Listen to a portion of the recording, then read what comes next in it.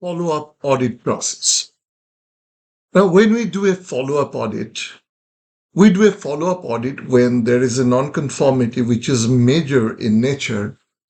And before we recommend certification of an organization, we generally do a follow-up audit. So follow-up audit is to check the effective closeout of the non-conformity that we raised during the audit. Let me explain the process, how a follow-up audit is done. When we raise a corrective action request by the auditor, auditee proposes a corrective action. Now, auditee, based on their root cause analysis, they can propose corrective action. The corrective action may be due to several failures of system. So there need not be one corrective action. There could be several clauses, several corrective actions taken to address one non-conformity. So they can propose a corrective action or actions.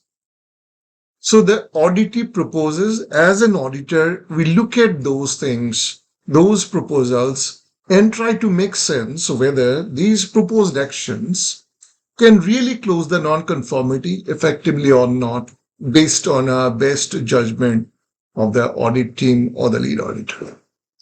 Now, once this is accepted, we say it's okay, fine, it's all right, it's acceptable.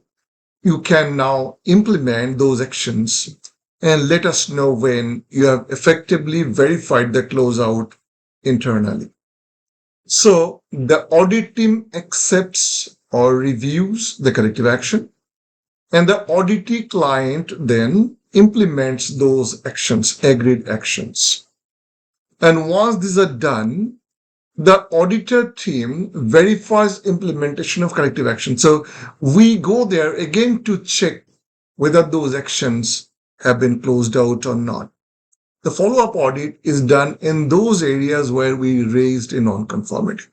It's not in any other area. I know we don't expand our scope of audit during a follow-up audit. We look at the non-conforming areas where we raised non-conformity, but it does not mean that particular non-conformity is only closed. We have to take independent samples for those areas and whether those actions were implemented. For example, we found and raised a non-conformity that purchase orders were placed on one particular supplier whose credentials or approvals or audits were not done, or there was no evidence of their evaluation and re-evaluation. That's one of the requirements of clause number 8.4, that external providers evaluation or re-evaluation records has to be retained as documented information. That was the non-conformity. Now, maybe that particular supplier's performance or competence have been evaluated or assessed and records now are retained. That's not enough. We'll have to take another random sample, maybe placed on completely a different supplier.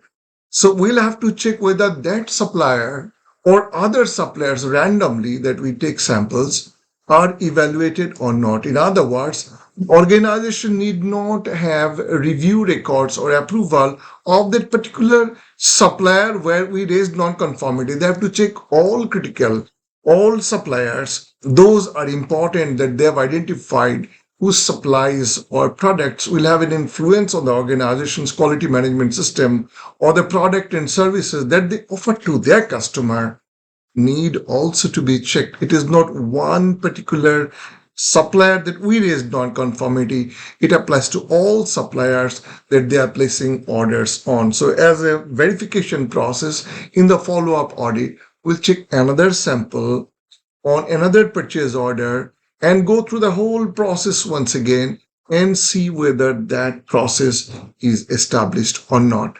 And now, if this is done, if I have taken two more samples, for example, and I found both the suppliers, so randomly they might be placing order on 100 suppliers, and we have taken two samples during the follow-up audit, and both the suppliers' evaluation record or re-evaluation record now have been performed are retained by the organization. Evaluation has been performed or re-evaluation has been performed and their records are retained, we then conclude that yes, it is closed effectively. So close the non-conformity.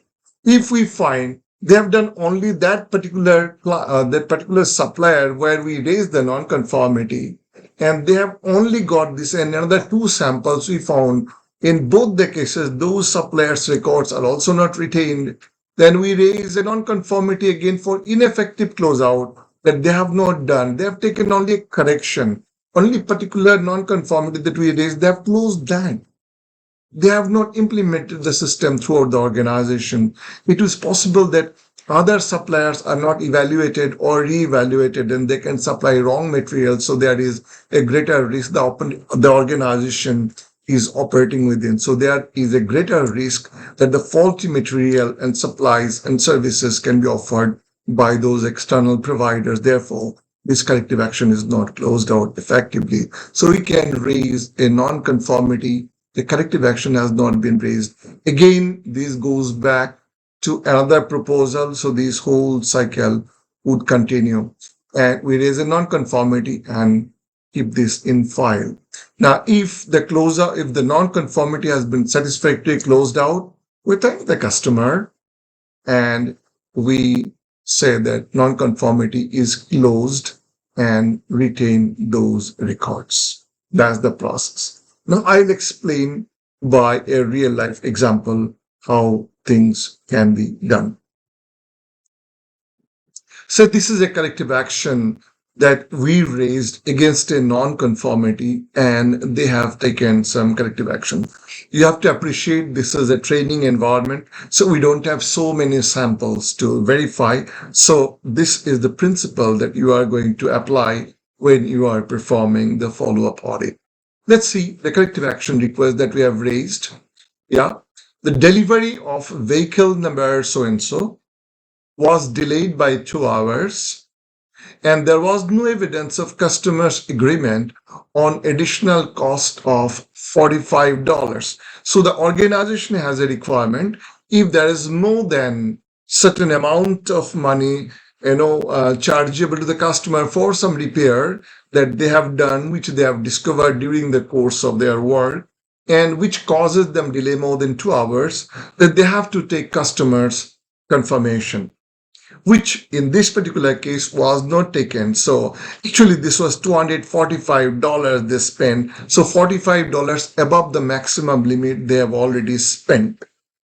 And also there was a delay by more than 2 hours.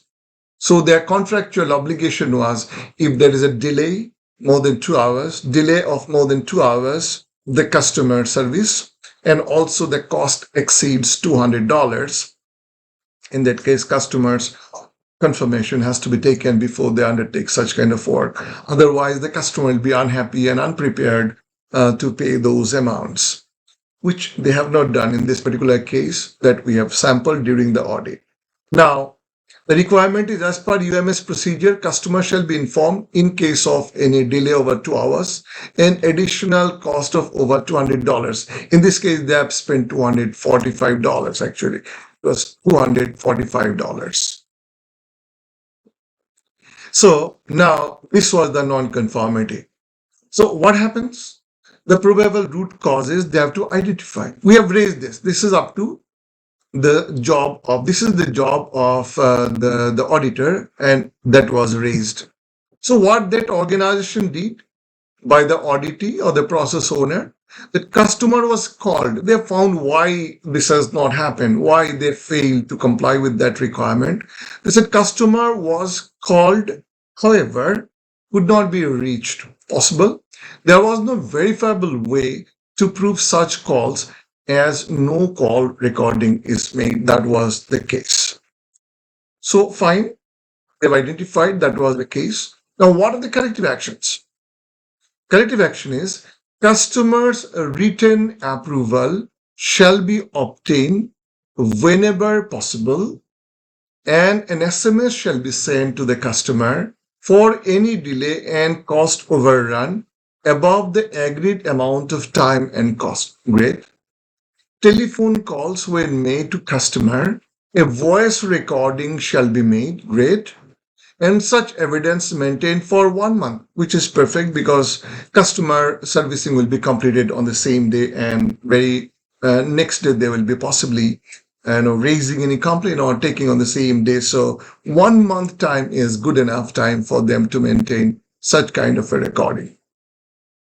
A statement shall be included in the service contract document that any critical item threatening the safety of the vehicle and the customer will be undertaken. So if a critical problem is discovered, which is threatening the life and safety of the vehicle, that they would be doing, provided, undertaken if there is no response received within 2 hours of sending the SMS in the designated telephone of the customer, non-safety critical services shall not be undertaken without customer written confirmation, which looks to me quite a sensible approach. They will write back to the customer, keep a record of such kind of voice call, retain records for 1 month, and they will do, customer confirmation will be taken before they undertake some repair which is not safety critical, will take up some servicing for safety critical item if not done within 2 hours, and for non-critical they will not do. But I would say that they must say a statement will be included, how much amount can be included, how much is the maximum limit. But this is going to be included in the service contract. So we have to see the service contract, what it includes.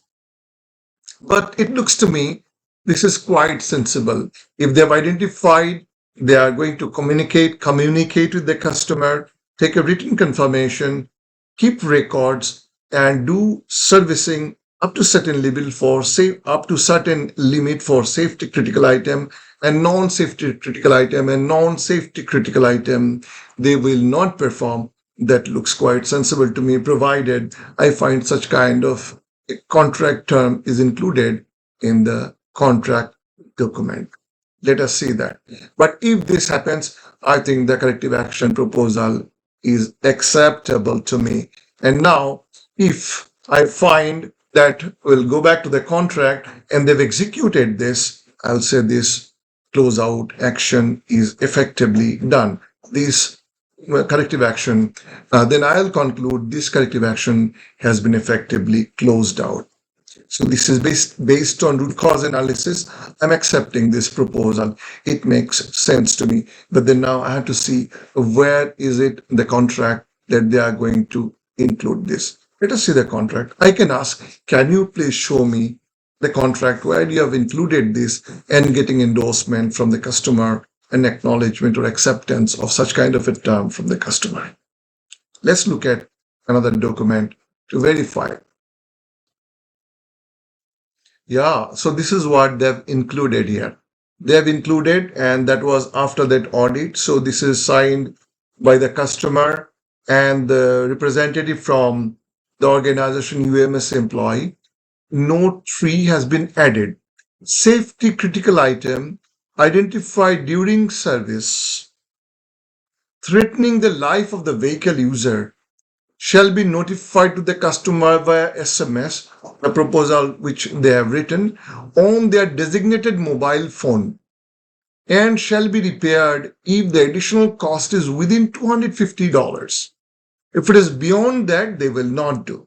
If it is within $250, they will perform these repair. In normal case, it is up to $200. The condition is up to $200. They will not need permission.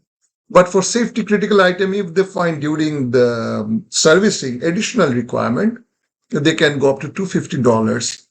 And there is no, unless there is an objection. If the customer says, no, I don't want, or disagreement, then they will not do. If within 2 hours, they are not getting any confirmation and they have recorded this and sent the message customer within 1 hour, if they don't get back from the customer, that they will do this work because it is threatening the safety of the customer and the vehicle. No service shall be undertaken if the cost of service is above $250 without written permission of the customer, which is included in the contract, and there is another car which was serviced after this date by a customer, which was agreed by another customer. So therefore, this action has been implemented. So I will say this corrective action has been implemented and follow-up action, follow-up audit is satisfactory. So I'll close the non-conformity and saying that I accept this non-conformity has been closed out effectively and the certification now can be granted to the organization. That's how we are doing a follow-up audit.